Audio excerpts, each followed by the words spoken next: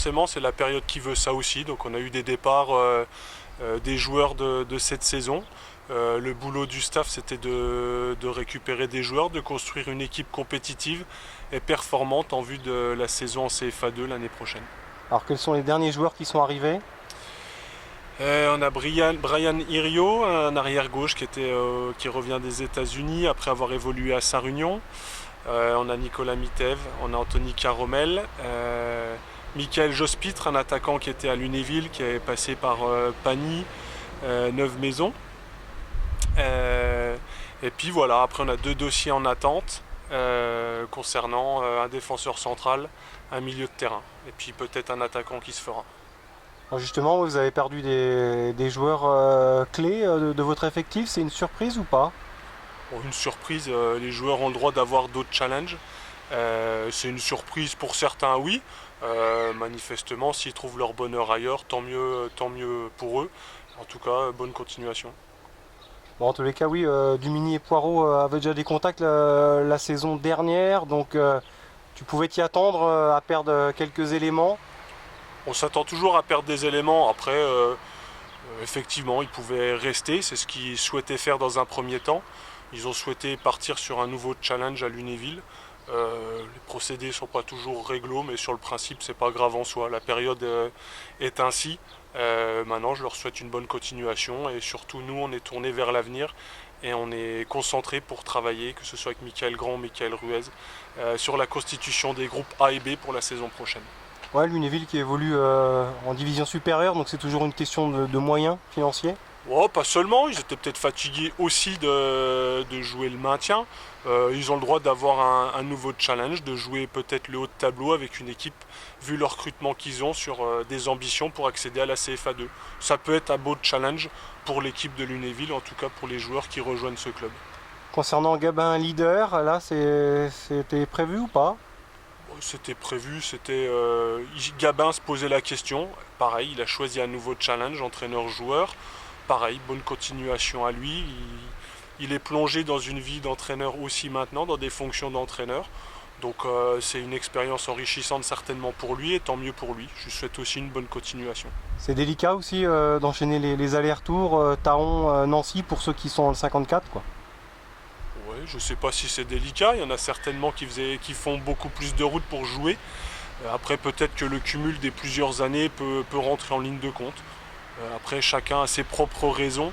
Elles sont sans doute valables. Moi, j'ai pas à juger ça. Je juge uniquement le sportif. Et par rapport à ça, il n'y a pas de souci. En tout cas, il n'y a pas d'animosité par rapport à ces joueurs-là qui ont décidé de quitter le club. Je le répète, bonne continuation à eux et je leur souhaite vraiment le meilleur pour la suite.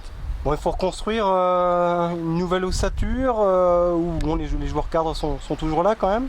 Non, il faut reconstruire forcément parce qu'avec 10 départs environ, il faut reconstruire. Maintenant, on a essayé de recruter des joueurs assez variés qui permet d'avoir une hétérogénéité. On a aussi des joueurs importants qui restent au club et qui ont souhaité poursuivre l'aventure. Et je suis le premier content, le président et le comité directeur ainsi. Le travail de l'entraîneur, des entraîneurs, c'est de constituer un groupe. On s'y attelle chaque jour depuis le 1er juin, on est tourné vers ça depuis le 1er juin.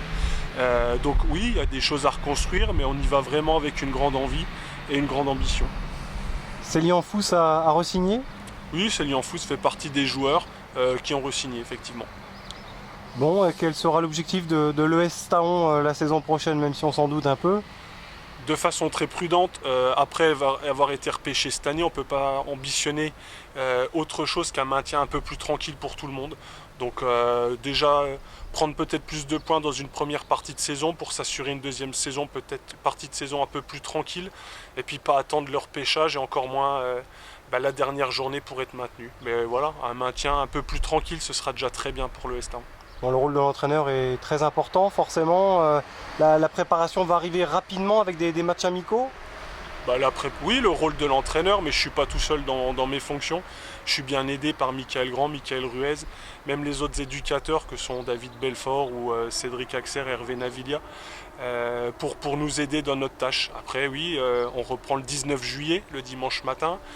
On va enchaîner 6 matchs en 5 semaines avec une vingtaine d'entraînements. Donc on essaye de caler ça. On se rencontre tous les soirs au stade pour pouvoir travailler, pour pouvoir planifier tout ça de la meilleure des façons. Sur quoi vous allez axer le travail de préparation? On a un gros travail de préparation physique forcément avec l'intégration du ballon. On voudrait être assez performant dès le début de saison pour pouvoir prendre des points et pas pouvoir se faire peur par la suite. Donc voilà, ça c'est le travail aussi de Michael Grand dans son rôle de préparateur physique, ici à Tel en tout cas. Pour conclure, quels seront les favoris de cette poule? Bon, je ne sais pas, aujourd'hui c'est difficile parce que les recrutements ne sont pas complètement bouclés. Les matchs de préparation vont dessiner certainement quelques prémices du futur groupe. Après, au bout de 5 journées, on en saura plus, mais avec les réserves certainement de Nancy, Strasbourg, Metz, ça va être encore un championnat compliqué, un groupe compliqué. Il faudra être très solide, très costaud pour s'en sortir. Il y aura un beau derby AS Taon, US Raon? Oui, a priori, s'ils ne sont pas repêchés d'ici là, effectivement, on pourrait avoir un beau derby face à Raon-l'Étape. Donc, après, les derbys, c'est souvent plus les spectateurs et les personnes autour qui accordent de l'importance à ce match-là. Nous, c'est un match où il y aura 4 points ou 8 points à prendre. Et après, on verra par la suite. Tu connais un petit peu l'entraîneur, Paterno, ou pas du tout? J'ai eu quelques contacts avec lui téléphoniques pour pouvoir un peu discuter, mais j'ai pas plus de connaissances de ça par rapport à ce coach. En tout cas, il a bonne réputation.